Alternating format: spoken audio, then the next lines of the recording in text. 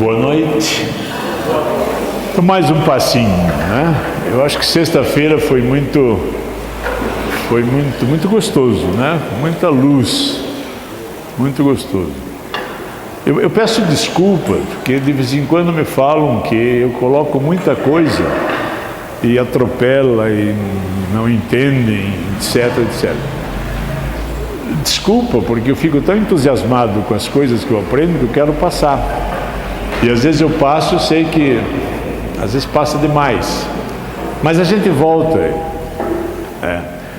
E eu não sei o que fazer. Eu fiz a apostila já de hoje, já está aí às 6. Só que eu entreguei para ele na quarta-feira. Hoje à tarde fui rever as coisas e eu ampliei, pus mais coisas. Então eu vou falar mais coisa que não está na apostila, né? Então não dá para fazer, paciência. Então vamos lá, veja bem, o que nós estamos tentando, desde o início, o que nós tínhamos proposto é isso. Vamos caminhar em busca, não é de uma verdade. De uma nós já temos muitas, é em busca da verdade. É isso que nós estamos indo. E tentamos responder estas perguntas que temos feito ao longo, não nós, mas ao longo da história da humanidade. Quem somos, de onde viemos, para onde vamos, o que fazemos, enfim. O problema, e nos parece que a revelação de Deus nos leva a isso, é que para entendermos, para respondermos estas perguntas, nós necessitamos, sem sombra de dúvida, de chegarmos próximos à verdade. Se não mergulharmos no mistério da verdade, nós não vamos entender isso. Nós vivemos hoje uma era tecnológica extraordinariamente evoluída, mas não sabemos responder estas coisas. Sabemos responder peso do Sol, temperatura provável do Sol, quantas galáxias tem, tudo isso, mas quem somos nós? Nós não sabemos. Então, se não formos à verdade, nós não vamos saber. E é isso que nós estamos tentando conversar com vocês. Sexta-feira passada ficou muito claro isso.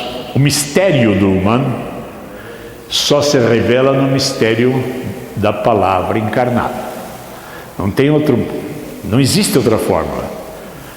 Mistério, ou seja, a realidade do humano só se revela, eu só vou conhecê-la se eu estiver mergulhado, próximo, íntimo, com o mistério da palavra encarnada. Vamos trocar a palavra por outra palavra. Vamos trocar a palavra por verdade. Então, o mistério do humano só se revela na intimidade da verdade encarnada.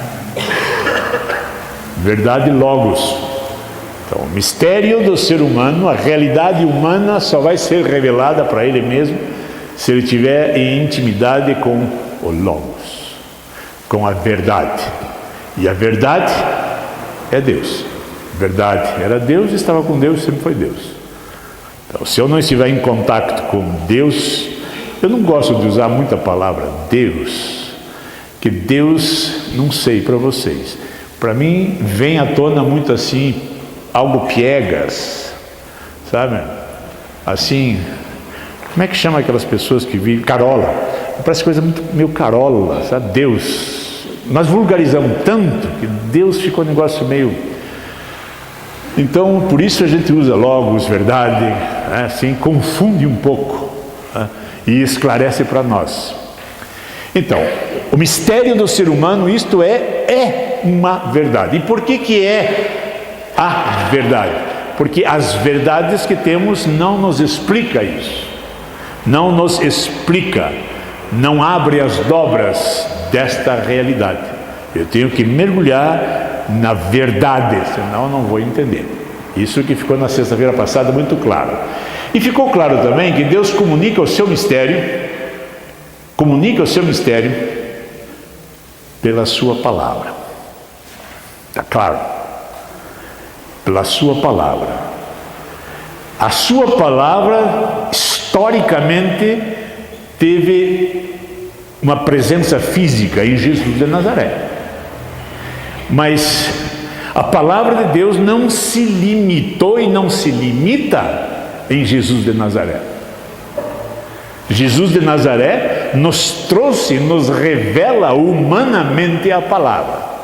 Mas não nos revela porque falou, nos revela porque vivenciou. Como se ele dissesse: vejam, olhem-me, eu sou a verdade. Eu sou a verdade. Não a minha verdade, mas a verdade do Pai. Então, ele se comunica. E o lindo, e é isto que eu quero, que essa tarde eu descobri, a gente não mora porque não dá para morrer, não dá para pedir assim, né? Veja bem, a palavra, ela circula, o amor circula. Os professores aqui me entendem. A sabedoria, o conhecimento, ele vai sendo elaborado como se fosse uma espiral. Não é assim? Não é assim? Tem professores aqui. Uma espiral ascendente. Isso não é uma espiral. Eu tenho uma base de conhecimento, eu vou acrescendo, eu vou acrescendo, eu vou acrescendo, em busca da verdade absoluta. Isto aí, isto que hoje me impressionou. Não esqueço então da figura. É circulante, circulando, em busca da verdade absoluta. É isso mesmo. E ele nos fala. Não é fala. Ele se revela. Falar é pronunciar sons e vocês escutarem. Não. Ele revela-se de várias maneiras. E eu tenho que perceber isto.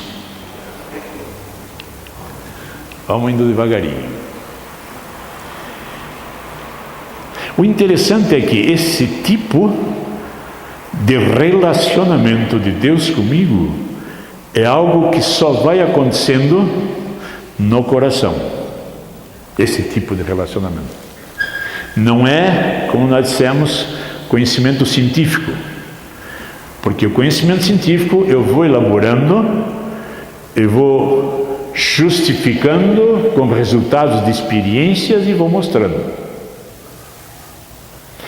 Este conhecimento aqui do coração, eu vou elaborando em mim e só posso mostrar com o meu ser.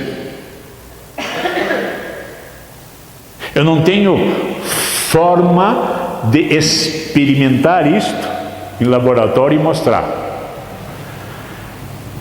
O que eu tenho é uma maneira de vivenciar isto e que vocês possam ver e ouvir isso que eu estou dizendo. Eu não tenho ciência que justifique, não tenho. Só a linha da fé. Por isso eu acredito com o coração. Sempre vamos falar que o coração é o centro, vamos dizer assim, o centro desta vida que palpita, literalmente. Nós dissemos sexta-feira isso. Não existe essa ciência pneumologia, hein, por favor. Mas se tivesse uma pneumologia, ou seja, se tivesse uma verdade do espírito, pneuma, espírito, logos, verdade, a verdade do espírito, nós vimos ver que ela ocupa-se com a verdade no aspecto do amor. Então, é uma verdade que se sustenta no amor. Se sustenta no amor. Por quê? Logos é amor. Verdade é amor. Eu não posso, então, de maneira alguma, veja bem, numa visão transcendente, eu não posso, por que isso? Eu não posso deixar de compreender que essa transcendência só se ilumina no amor. Fora do amor eu não consigo sintonizar essa verdade. Eu só sintonizo no amor. E isto no ímpeto do que eu chamo fé. E hoje nós vamos entender um pouquinho mais do que é fé. Não sei vocês, eu tinha muito confuso na minha cabeça o que é fé. E sempre diziam assim: você está doente, você não tem fé. E eu sempre pergunto: mas fé em quê? Que vai ser curado? Eu não tenho fé que vai ser curado. Não tenho esta fé assim. A minha fé, e é aí que nós vamos entender. O amor, veja que lindo, é a experiência da verdade. Então, quando eu experimento alguma coisa amorosa em mim, esta é a verdade. Por isso me entusiasmo, por isso eu me alegro, por isso eu me torno feliz, por isso é gostoso estar próximos daqueles que nos tratam com amor. Porque este amor é a verdade. Esse amor é a verdade. Então, tudo aquilo, todo gesto de uma mãe para um filho, de um filho para uma mãe, de um esposo para uma esposa, sei lá, e que tem réstias de amor, e o amor nós sabemos o que é, réstias de fazer o outro bem, o outro feliz, isto é amor. E o amor é verdade. Então, se você sentiu algum gesto de amor de alguém por você, louve a Deus, porque é o próprio Deus que te colocou assim. Foram gestos divinos, de Deus mesmo. É a palavra encarnada em você. Não vamos esquecer nunca isso. Nunca esqueçam isso. Se guardarem só isso, valeu. Experiência da verdade é a imagem do Criador. A imagem é nas minhas condições humanas, com todas as limitações possíveis, com toda a fragilidade, mas na minha humanidade. Na minha humanidade, na minha sexualidade, na minha maneira de ser, no que eu sou. No que eu sou. Quanto mais eu descubro o meu mistério, mais sou. E se mais sou, mais estou à imagem do Criador. Está claro isso? Está claro? Ou não? Esse lado aqui não balançou a cabeça. Assim ou assim? Ou... Isso.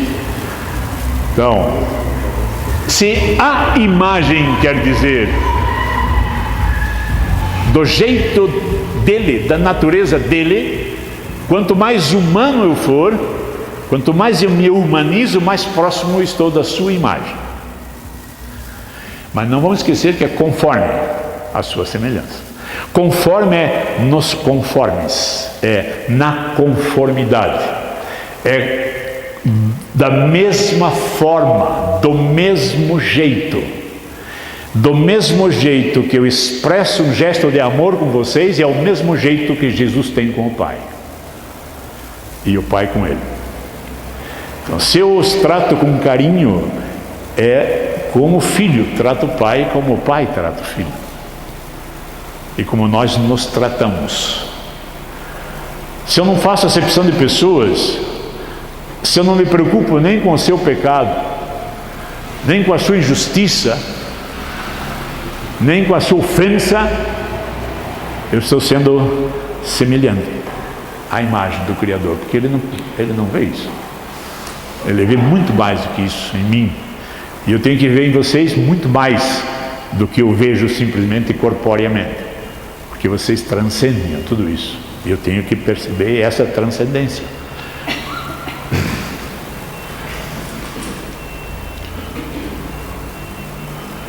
Eu não consigo separar, e não é possível separar amor da verdade. Amor e verdade são duas coisas muito íntimas. Quem me vê, vê o Pai. Então eu não consigo separar. Se eu vivo o amor, eu vivo a verdade. Se eu vivo a verdade, eu vivo o amor. Isto aqui é impressionante. O amor é um conhecimento que traz uma lógica nova. Ou seja, se eu vou vivenciando o amor, a cada gesto de amor, uma porção da verdade cai em meu coração. Quanto mais eu vou caminhando no amor, mais vai se consolidando um logos novo, uma nova faceta do Logos, por isso uma nova lógica. Não entenderam? Se eu tenho um gesto de amor, qualquer que seja, este gesto de amor traduzido num perdão, num acolhimento, num afago, numa carícia, num carinho, numa atenção, num respeito, a mim mesmo acrescenta um logos maior, uma verdade maior. Eu vou me aproximando da verdade absoluta, cada gesto de amor que eu faça. Absoluta certeza. Uma troca de valores, uma troca de maneira de pensar, uma troca de coração. Esta foi a promessa. Eu tendo um coração novo, um coração que palpita, não é isso? Então, cada passo que eu dou no amor, mais me ilumina a verdade. Quanto mais eu caminho na verdade, mais eu vou experimentando o Logos, que vai crescendo em mim mesmo.